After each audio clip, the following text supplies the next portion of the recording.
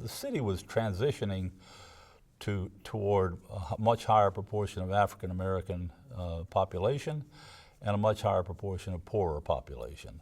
And the city had done some rather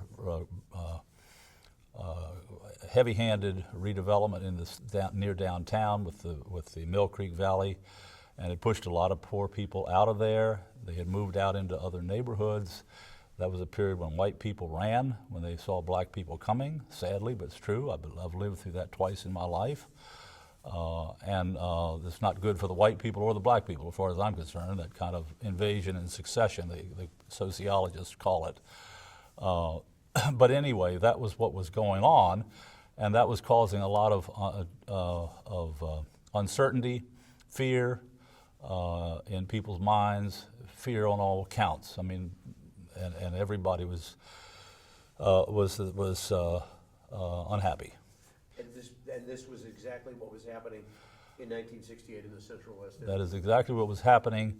The greater force of that was happening to the north, north of Del Mar. I mean, there's no secrets about the racial divide that exists today in St. Louis. That was really transpiring. That change was taking place where the north of Del Mar area was becoming more African American and considerably poorer than its predecessor population.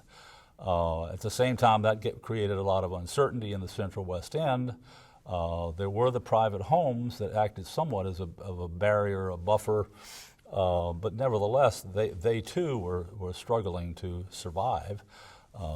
Many of them were being converted into rooming houses and things like that, and beginning a long, slow decline. The area specifically near the medical center, if we want to go there for a minute, let's say north of Highway 40, I-64 today, up to, say, Lindell, was declining very slowly.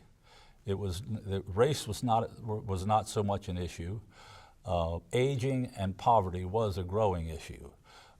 People were hanging on by their fingernails to keeping their homes or staying in their apartments.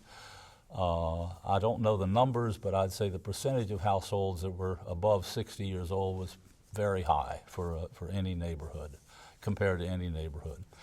So it was mostly white poverty, and people couldn't keep up their homes, couldn't pay the rents, and didn't know where they were going to go. So that was what characterized the neighborhood in my estimation.